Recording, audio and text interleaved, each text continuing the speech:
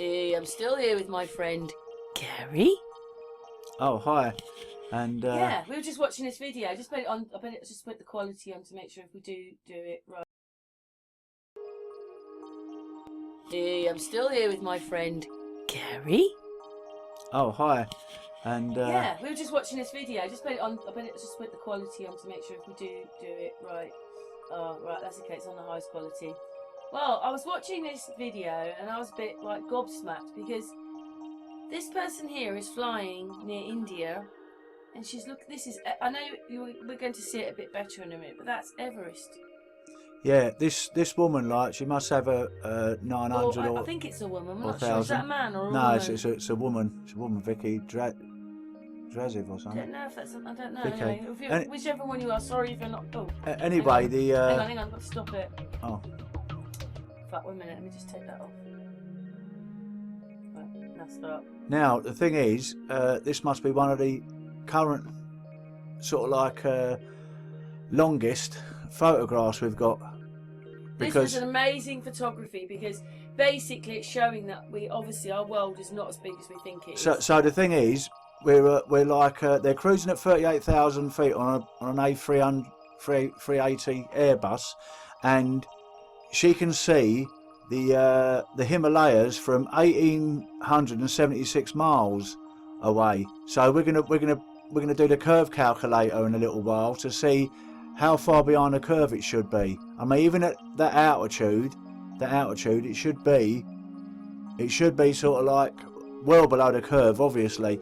We want to do the height that they say she's at, but we 38,000 in miles and that. But I don't think that when you watch Enslaved by No Media, you know they're not as high as they say. No, but I did expect Everest to look a little bit bigger in the picture. Even up. I don't mean wide. Nah, up. it's the perspective. You see, it's so far away from it. So on the flight, she's showing you that she's looking at Everest and how far away she is.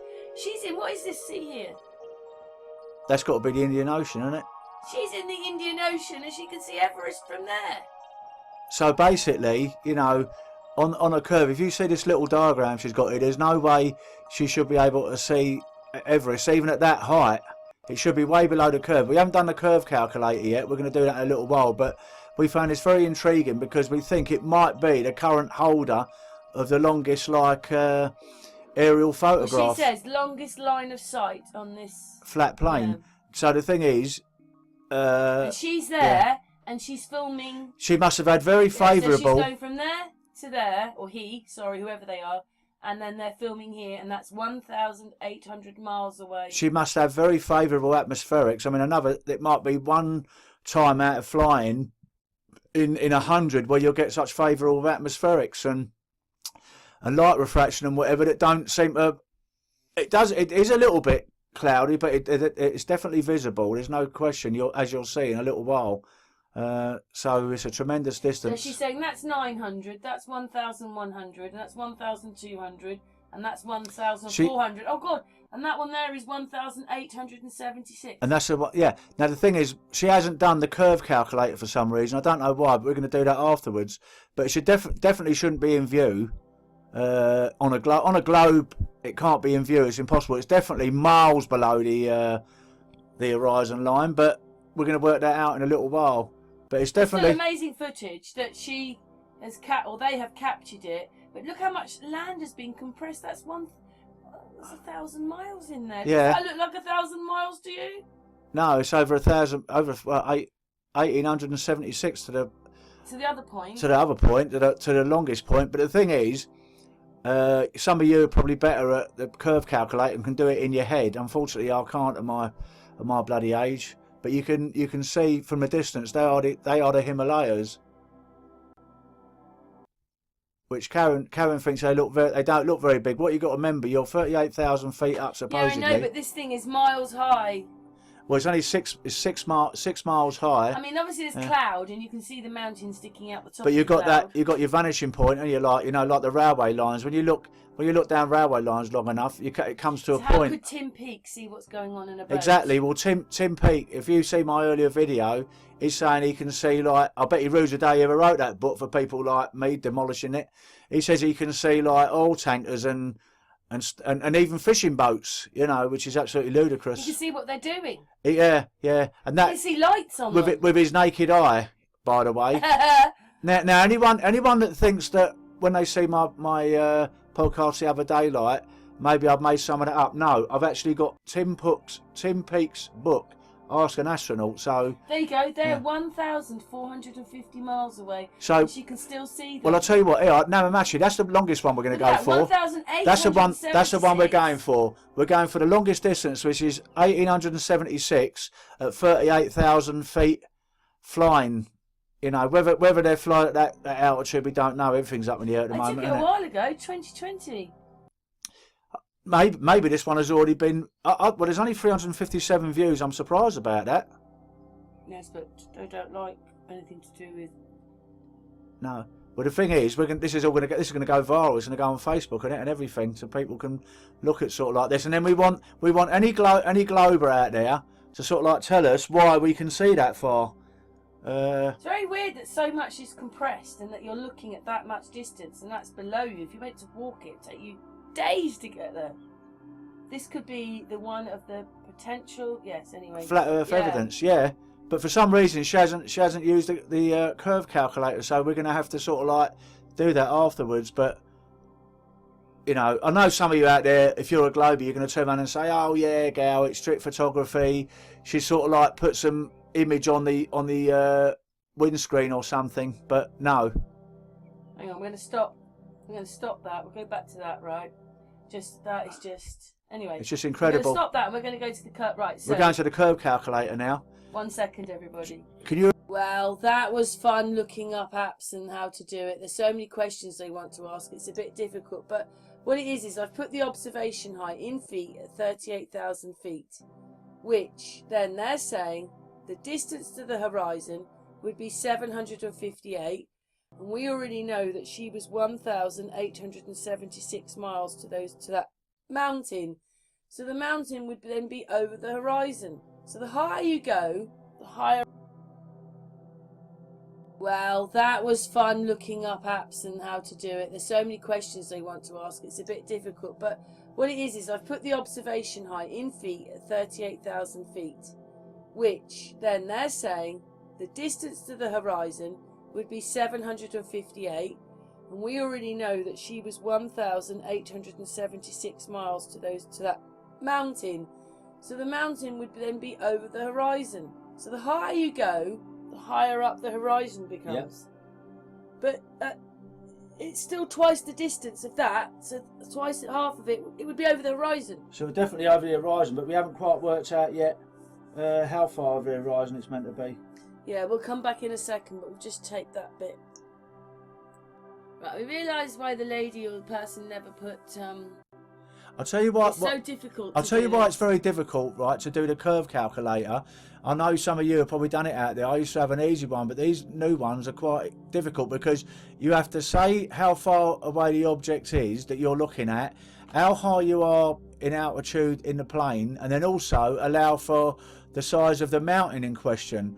But we can definitely know it's if we're using like 3,000 kilometers. Well, what we did was it's 1,876 miles, and into kilometers equals 3,000. It's 3,000 meters. 3,000. So and there it is. The drop is 750 feet. 7 miles. 7 miles. Meters. 750 miles. No, kilometers. 750 kilometers.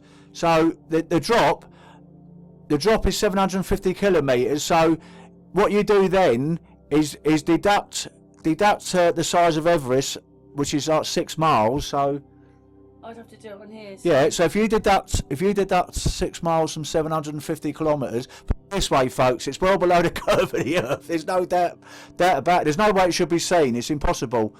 So basically, it's Now, can we do that in miles? Can you convert 750 kilometers to? Oh. You can do it on your phone. What you want to do is deduct 750 kilometers to miles, and then right. Let me just do it. And then here. deduct another 6 miles for the size of Everest. So where's kilometers? We've got miles, yards, inch.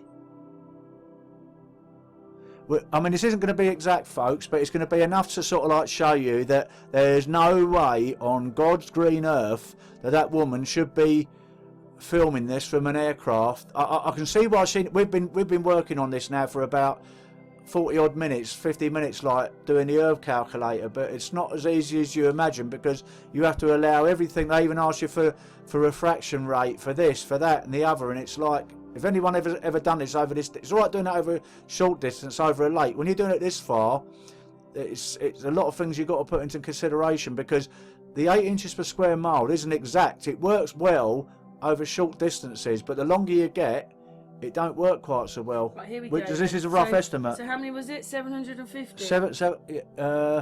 We want 750 turned into miles. 466 miles. Take off another 6 miles. You're talking about, doesn't matter, you can do it. Roughly 460 miles below the horizon line. So basically the drop, if you sort of like have a sort of like through the earth there, if you're talking at where it says 0, right, that's where you're situated.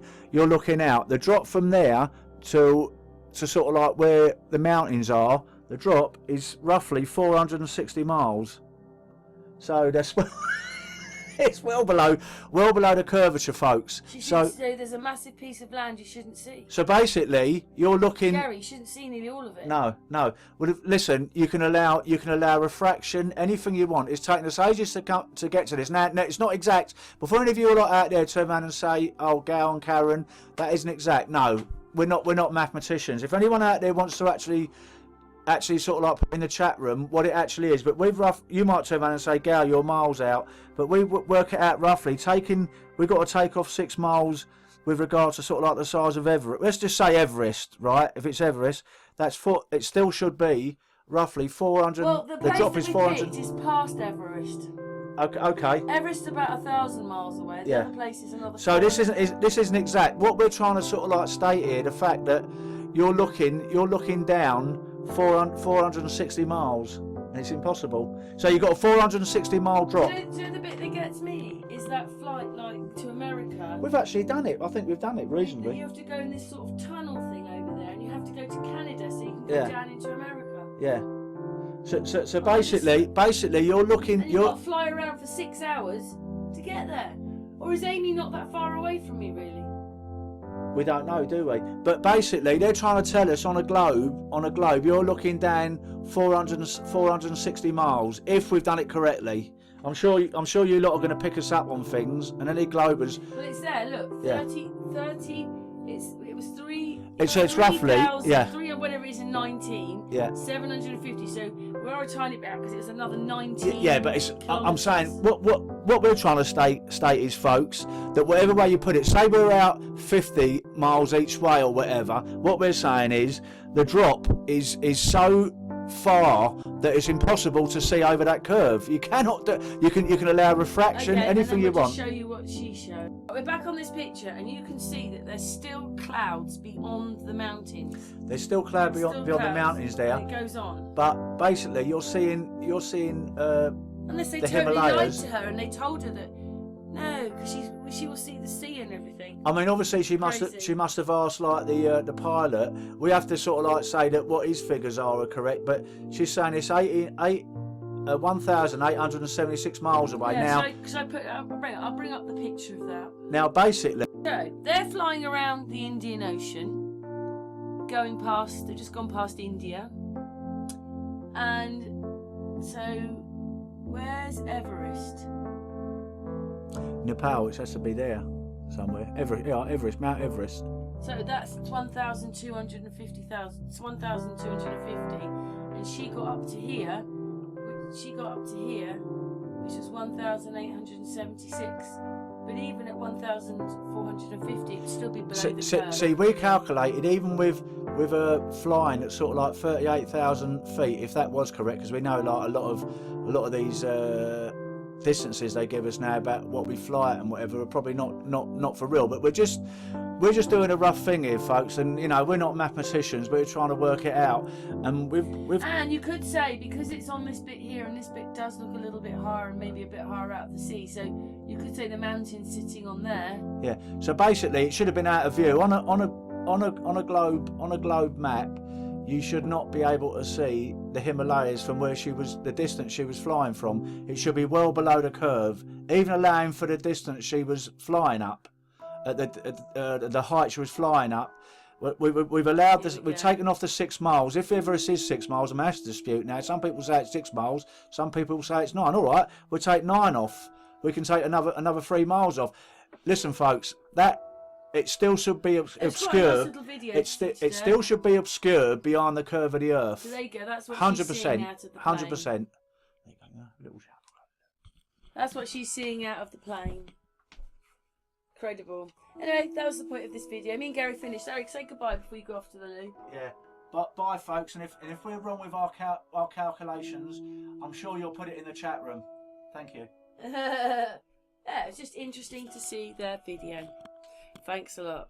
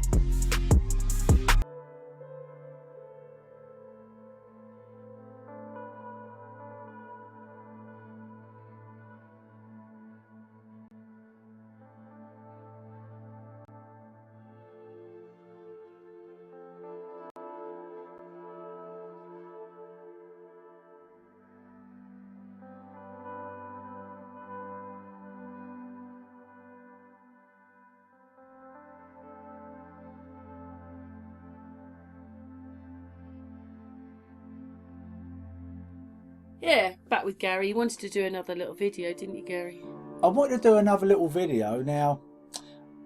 Listen, folks. I eat vegan myself, right? As a choice. As a choice, which I have done for a number of years. I've actually been vegetarian since about 1983. Well, some of these people that are listening to this probably won't even been born, but I gave up dairy like a few years ago, quite a few years ago now. But there are a few fallacies concerned with veganism, which some people are not going to like what I'm saying here. But I just eat vegan. But because you choose not to eat animal. I choose not to eat animal, and I feel healthier for it. But if you speak to vegans, I actually eat vegan, like, but am I sort of like live my whole life 100% vegan? Probably not. Now I'll give you a little example. A good friend of mine, who's not a vegan by the way, I was in the sauna with him. A friend of mine, Charlie. I haven't seen him for over a year now with his blinking other thing that's going on. But he said, "You're a vegan gal, aren't you?" I said, "Yeah." He said to me, "Do you wear plastic shoes?" And I said, "Well," "sometimes." He told me, I said, "No, mate." He said, "You can't wear them." So I said, "Why is that?" Now, I'm going to say something here. Now, you lot know that a lot of these are fallacies as well. But if you go along with the mainstream narrative, I don't know if you know, but plastics come from the petrochemical industry. Now, where does the petrochemical industry come from?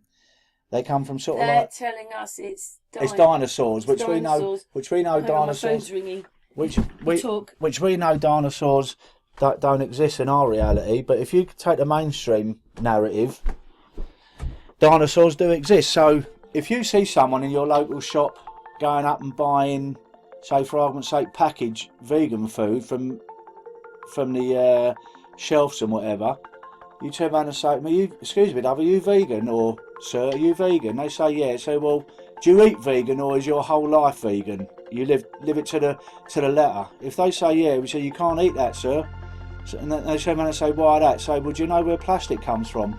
I mean, I actually do have this food. I've actually eaten it here, down at Karen's, and I eat it back at home because I eat vegan and eat healthy vegan. But you know, how far back do you really want to take this? Is veganism, as they're sort of like the mainstream try and sort of like produce it and tell us, is it kind of a psyop, folks? You know, because them people shouldn't be eating the vegan food out of plastic packaging.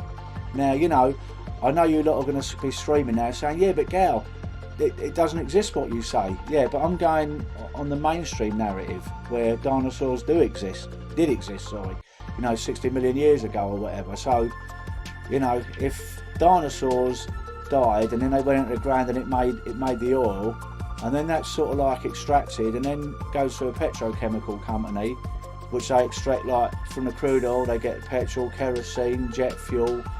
If jet fuel is actually used on aircraft, which I think very little does, I think they're free energy machines once they're flying, but that's for another day, folks.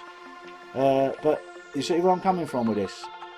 And then you'll speak, I've spoke to some vegans that try and stick to it right to the letter, and they say, oh well, yeah, I only have like vegan clothes, you know, but how do they know it is actually what they've been told anyway? Because there's so many lies that have been spun at us. Then I see other vegans going to charity shops buying things. They don't know where these articles have come from, and I just find it I don't know, I find it very strange. Like vegans are a strange, can be a strange bunch if they live it to the letter, which I don't. I eat vegan, you know. Don't be wrong. I mean, I love animals. I love animals and that and other. But I'm just wondering, like, what the true intentions is. It another psyop? I don't know. Because you see some of these people on TV that say they're vegans and they won't do this, they won't do that, they won't do the other. You know, you almost can't do anything. I mean, you know, so does that mean like that when they get in their car, like they now have to sort of like remove their plastic steering wheel? You see where I'm coming from with this? It's like, how far do you actually take it? Is my question, folks. It's like, you know, how far down the rabbit hole do you want to go saying you're a vegan? Because if you go back far enough on anything at all, you're going to get to a situation where you can hardly do anything. And this is where I'm coming from with this now. A lot of you wouldn't have listened to someone doing a podcast like this if they'd have been a meat eater and said, oh, what do you know, what know? But I can categorically guarantee you, I actually eat vegan to the best of my knowledge, you know, and I'm very careful. I mean, Karen, what have I been like here eating? I've been a nightmare, really, haven't I? Yes, you're a nightmare, Gary. I'm an absolute nightmare. I talk too much. I've even given a little tip what to do. My mum used to say to me, I don't know if you remember, like Sesame Street when you used to have Zippy. Don't worry about that. Yeah. I sometimes speak too much. I think it's Asperger's. It does tend to happen. You just run away with yourself, and sometimes you're talking riddles. So you have to bear with me. But no, back to this vegan question. So, if you do actually see anyone like in Tesco's or Sainsbury's or wherever else you go, and you know you've got talking to them, and you see them at the vegan counter, just point this fact out to them, because they're almost, unless they're. How does it work though, Gary? One thing I thought was, you're killing plants. Where do you stop? Exactly.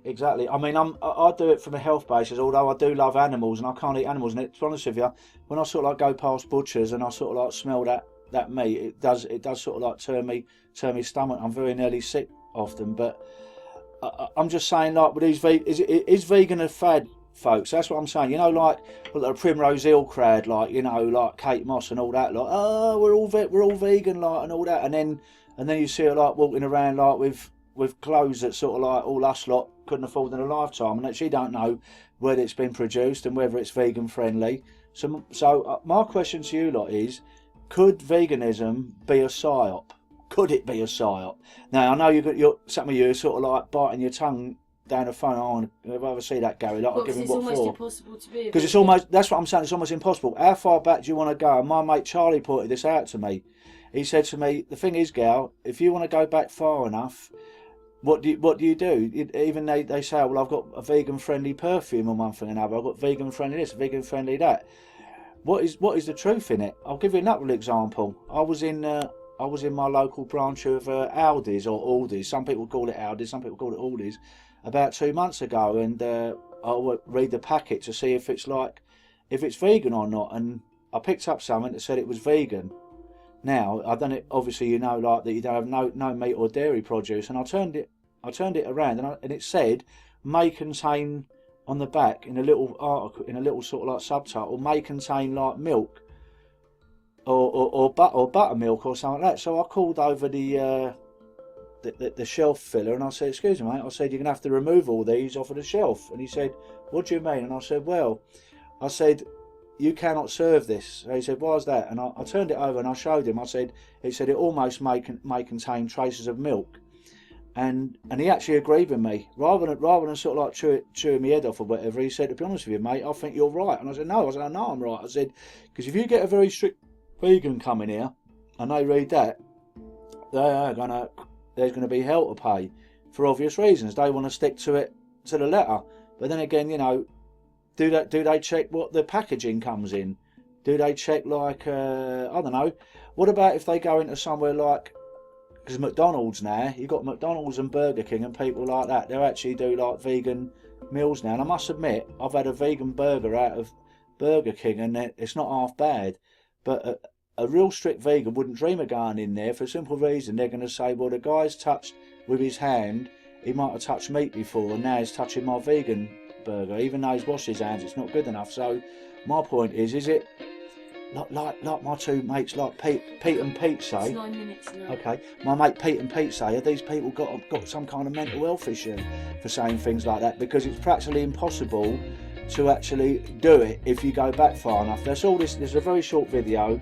I just wanted to sort of like get your feelings on what I said. And remember the one about the plastic packaging, because you can catch so-called vegans that live it to the letter out. If they turn around and say to you they just eat vegan, you know, fine. But if they stick to the letter of the word, being veganism, you can turn around and say to them, no, you cannot eat that out of that plastic packaging. If they believe in the mainstream. How far do you, I mean... And this is what I'm saying, is it a psyop? I don't mean that horribly. I mean, as a meat eater, I've told you, I have a bit of meat since you're here, but You've had loads of meat. I don't anymore. I can't, you know, I must admit, I need to get more work, and I've been struggling with money, so I've been living on other stuff, well, but I'm quite a vegetarian. No, Karen's been very... You want me a curry, what would I want? Something really mixed. Karen's been very good, like, you know, any time we've eaten, like, she's done, you know, vegan food for me, and I haven't sort of like looked over her shoulder in the kitchen and say, oh no, you can't use that knife because you've used it on that. I haven't done any of that. No, but even if you did, I wouldn't pick you up about it. But you'll get. I haven't done any of that. It's easy. Like this morning, we had some rice that was left over.